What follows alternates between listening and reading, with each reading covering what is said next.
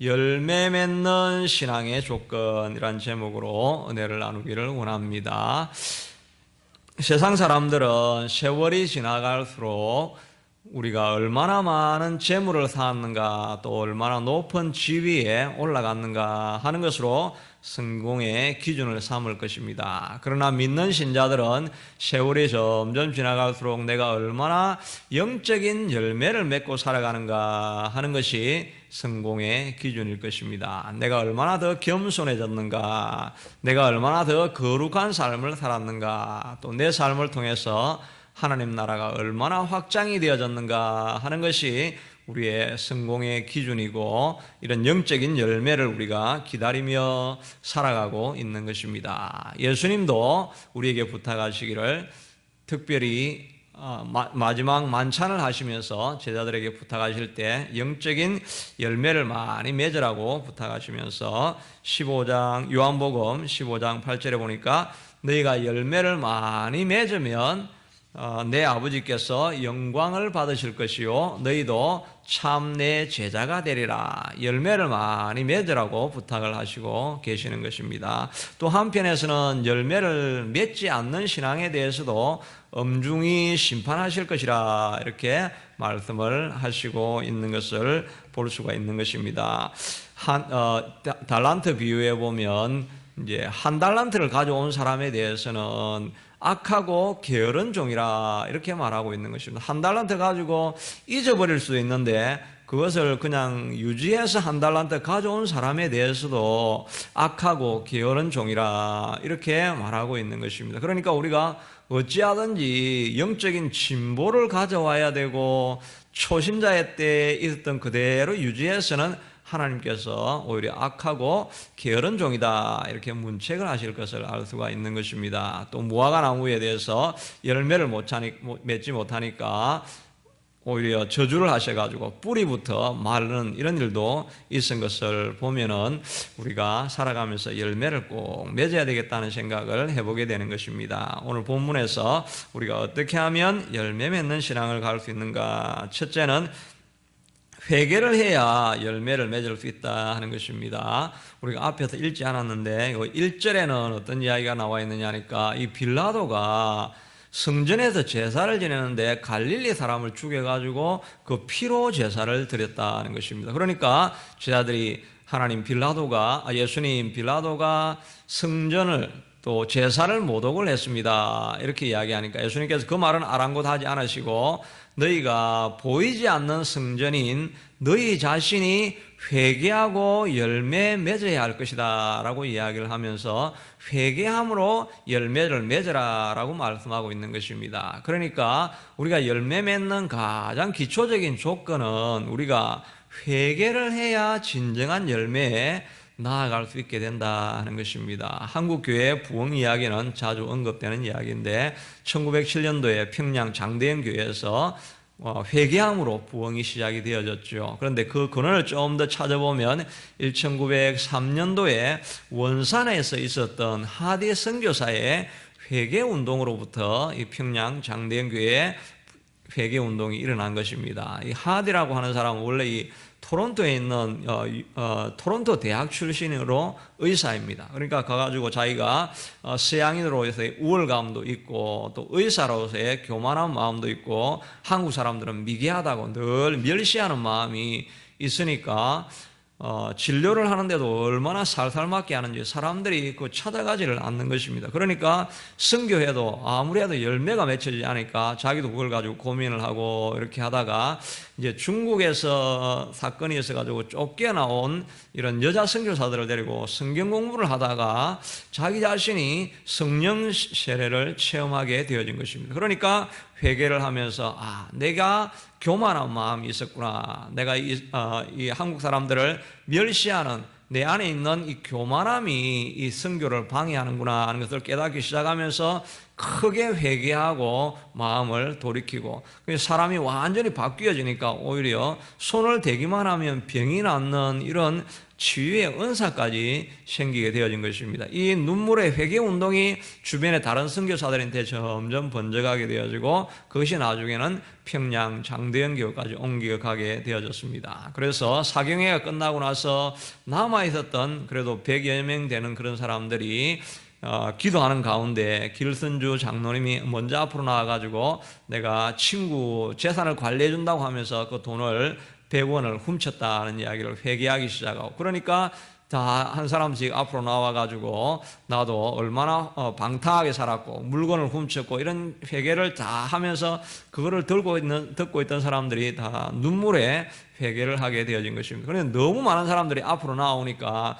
그러지 말고 자기 앉은 자리에서 회개하면서 기도합시다 이렇게 했던 것이 바로 오늘날 한국교회만 유일하게 있는 이 통성기도의 시작이 거기에서부터 시작이 되어진 것입니다. 다른 외국 교회는 이런 통성기도라는 개념이 없죠. 그런데 한국을 방문해 봤던 사람들이 통성기도를 그렇게 뜨겁게 하는 것을 보면서 그걸 배우고 싶다라고 생각을 해가지고 이제 한국 사람들이 가면은 우리 다 같이 코리안 스타일 기도합시다 이렇게 한답니다. 그렇게 하면 다 같이 통성기도인 줄 알고 외국인들도 통성기도를 배우고 있다 이런 이야기가 있는데, 이런 모든 부흥의 시작은 이 회개에서부터 시작이 되어진다 하는 것입니다. 우리도 우리 교회 부흥을 위해서 이렇게 기도하고 또 전도하려고도 하고 이렇게 하는데, 실상은 가장 근본적인 것은 우리 교회 안에 회개 운동이 일어나야 된다는 것입니다. 여기 오신 여러분들이 특별히 죄가 많아서 회개를 해야 된다는 것이 아니라 성령이 비춰주는 조명을 통해서 볼 때 정말 이렇게 내가 깨끗하게 살은 것 같은데 성령이 보여주시는 조명으로 보면 정말 점과 같은 조그만 죄라도 가슴을 찢을듯이 아픈 통회하고 자복하는 그런 심령이 생긴다는 것입니다. 이렇게 깨끗하게 정결하게 되어진 그 사람들을 통해서 부흥이 일어나게 된다 하는 것입니다. 어느 한 학부형이 자기 자녀가 얼마나 말을 안 듣는지 그걸 위해서 기도하고 금식하고 자녀를 고쳐달라고 기도를 많이 드렸는데, 기도하다 보니까 성령이 찾아오시니까 자기 속에 있는 죄가 보이기 시작하는 것입니다. 자녀를 통해서 성공하게 만들어서 자기가 대리만족을 얻으려고 했던 것, 이런 것을 회개하고, 자녀가 신앙생활을 열심히 해야 된다고 가르쳐야 되는데 그것은 하지 않고 공부 열심히 하라, 교회보다 공부가 우선이다 이렇게 생각했던 이런 것들을 다 자기가 회개하고 돌이키기 시작한 것입니다. 그리고 하고 나서 자녀를 대하기 시작하니까 자녀도 변화되어지고 결국은 가정의 문제가 다 회복되어지고 온전하게 되어졌다 하는 것을 들어보면 모든 부흥이나 변화의 시작은 우리 자신의 회개에서부터 시작이 되어지는 것입니다. 그러므로 우리가 교회를 위해서 기도할 때 실상은 기도해야 될 것은, 하나님, 우리가 우리의 죄를 보게 해주시고 우리 온 세상 교회 안에 회개 운동이 꼭 일어나게 해주시옵소서, 이 기도를 드려야 된다 하는 것입니다. 우리 교회가 특별히 다른 교회보다 죄가 많다는 이야기가 아니라 성령의 조명해 주시는 그것으로 말미암아서 우리 속에 하나님을 향한 죄가 있었던 것을 발견하게 해주시고 통회하고 자봉하는 일이 우리 교회에서부터, 저 자신에게서부터 일어나기를 이렇게 소원을 해야 된다 하는 것입니다. 둘째는 진정한 부흥이 일어나고 열매 맺는 신앙을 위해서는 근신하는 마음으로 살아야 한다 하는 것입니다. 오늘 본문에 보니까 1년만 집행유예를 부탁하고 있습니다. 3년 동안 열매를 맺지 못하니까 주인님 꼭 1년만 더 기다려 주셨다가 그래도 열매 못 맺으면 이 나무를 찍어버립시다, 집행유예를 부탁을 하고 있는 것입니다.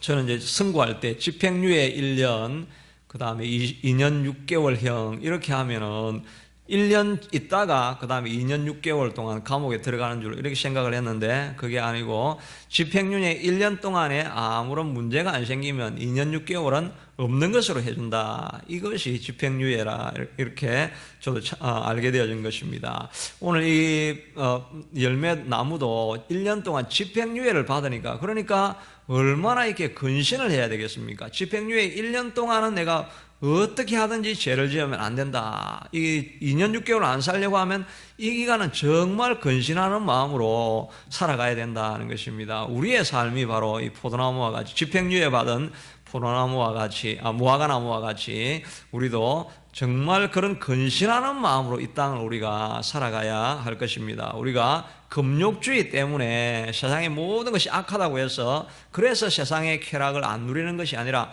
우리도 다 누릴 수가 있지만은 이 땅을 살아가면서는 내가 근신하는 마음으로 열매 맺는 데 더 집중하기 위해서 우리가 누릴 수 있는 고난을 포기하는 마음, 이런 마음으로 우리가 살아야 한다 하는 것입니다. 다니엘서 10장에 보면은 자기가 3일에가 차기까지는 좋은 떡도 먹지 아니하고 포도주와 고기를 입에 대지 아니하고 얼굴에 기름도 바르지 않고 이렇게 근신하는 마음으로 기다리면서 하나님이 다음 세대에 주실 계시를 기다리고 있는 모습을 볼 수가 있는 것입니다. 근신하는 마음으로 지내는 것이지요. 이때 다니엘의 나이가 89세입니다. 이제 은퇴하고 가장 높은 자리에 올라가서 나머지 인생은 마음껏 편안하게 올라갈 수 있는 그 시간인데도 불구하고 근신하는 마음으로 머리에 기름을 바르지 아니하고 고기와 포도주를 먹지 아니하고 좋은 떡을 먹지 아니하고 하나님의 주실 계시와 다음 세대를 위해서 준비할 말씀을 간절히 사모하고 기다리는 모습을 볼 수가 있는 것입니다. 우리도 이와 같이 근신하는 마음으로 하나님께서 주실 말씀을 기다리고 살아갈 때 열매 맺는 신앙이 되어진다 하는 것입니다. 바울도 마찬가지였는데 자기가 물론 끊임없이 헌신하면서 선교 사역을 했지만은 다른 선교사하고 다르게 자기가 더 누리지 않은 것이 많았다고 이렇게 이야기합니다. 고린도전서 9장에 보니까 우리가 왜 다른 선교사와 같이 먹고 마실 권이 없겠느냐, 자기가 먹고 마실 수 있는데 그 좋은 것을 누리지 않았다는 것입니다. 우리도 왜 베드로처럼 아내를 데리고 다니면서 가족과 함께 복음을 전할 권리가 없겠느냐. 우리가 어찌 바나바와 나만 일하지 않고 선교원금 받아서 사역할 권리가, 우리가 풀타임 선교사니까 선교원 다 받아서 선교하면 되는데 우리가 아르바이트도 하면서 일을 하는 모든 것은 복음이 온전하게 전하게 되도록 복음의 장애가 되지 않게 되기를 위해서 우리가 근신하는 마음으로 모든 권리를 포기하면서 이 사역을 감당한다라고 이야기를 하고 있는 것입니다. 우리도 가만히 있고 다른 사람하고 똑같이 지내면서 영적인 진보가 있고 영적인 열매를 맺고 이런 것을 우리가 기대할 수가 없는 것입니다. 오늘 이렇게 새벽기도에 나와서 우리의 몸의 모든 육신의 요구에도 불구하고 이 자리에 나오는 이런 것이 다 근신하는 마음인데, 이렇게 우리가 자신을 절제하고 살아야 겨우 이 땅을 살아가면서 영적인 진보가 있고 열매를 맺히면서 살아갈 수 있게 된다 하는 것입니다. 그러므로 우리가 끊임없이 이런 근신하는 마음, 또 하나님 앞에 집행유예를 받았다 이런 마음을 가지고 마지막 기회다라는 마음을 가지고 최선을 다해서 살아갈 수 있게 되기를 바랍니다. 또 우리 교회 가운데 이런 회개하는 역사를 통해서 진정한 부흥이 우리 교회에 시작이 되어지고 좋은 열매 맺는 교회 되기를 위해서 기도할 수 있게 되기를 바라는 것입니다. 기도하겠습니다. 하나님, 오늘 주신 말씀을 가지고 돌아보면서 하나님, 우리가 우리 교회에 회개의 영이 임하게 하여 주시고 진정한 영적인 부흥을 경험할 수 있게 하여 주시옵소서. 우리가 누릴 수가 있지만 그러나 근신하는 마음으로 살아서 영적인 열매 맺는 우리의 삶이 되고 교회가 되게 해주시옵소서. 기도하겠습니다.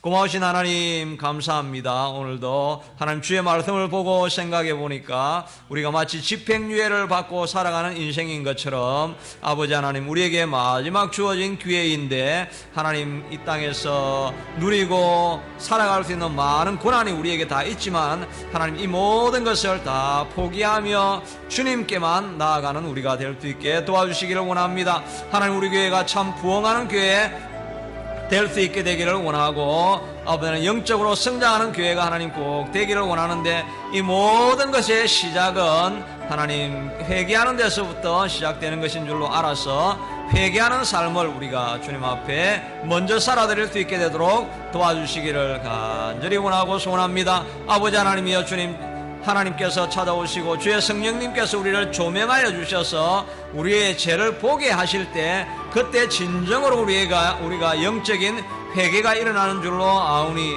우리 아버지 하나님이여 주님 도와주셔서 우리가 참으로 진정한 영적인 회개가 우리 교회에 충만하게 흘러 넘쳐날 수 있게 되도록 도와주시기를 간절히 원하고 소원합니다. 아버지, 우리가 아무리 깨끗하게 살아가는 것 같지만 주의 눈으로 보여질 때, 주의 성령이 조명해 주실 때 우리의 죄가 우리의 가슴을 찢으며 회개할 하나님이여 주님, 참으로 큰 죄인 것을 우리에게 다가오게 되겠사오니 우리 아버지 하나님, 우리 교회 가운데 이런 영적인 부흥, 아버지 하나님이여 주님, 이런 영적인 회개가 우리 속에 늘 일어날 수 있게 하도록 도와주시기를 간절히 원하고 소원합니다. 여호와 아버지 하나님이 하나님의 큰 능력이 하나님이여 우리 가운데 넘쳐날 수 있게 하도록 교회를 지켜주시고 돌보아주시기를 원합니다. 우리 자신도 하나님 이 땅을 살아가면서는 마치 집행유예를 받은 죄인의 마음을 가지고 근신하며 모든 것을 누릴 수 있지만 포기하는 마음을 가지고 달려가는 우리가 다 될 수 있게 하도록 도와주시기를 간절히 원하고 소원합니다. 우리가 근신하며 하나님의 의를 구하고 하나님의 나라를 구할 때 우리 하나님께서 이 모든 것을 지켜보고 계시오니 아버지 하나님, 우리가 근신하며 주님 앞으로 달려갈 때마다 우리의 삶을 통해서 아름다운 영적인 열매들이 많이 맺혀질 수 있게 하도록 도와주시기를 하나님 간절히 원하고 소원합니다. 그런 역사가 우리 가운데 날마다 흘러넘쳐날 수 있게 도와주시옵소서. 오직 하나님의 긍휼로만 이 일이 가능하오니 하나님, 우리 교회를 불쌍히 여겨주셔서 주의 자비를 베풀어 주시고 긍휼의 은혜로 성령의 충만함이 넘치는 교회가 되게 하여 주시고 우리 자신들이 다 되게 도와주시기를 원합니다. 계속 기도하시면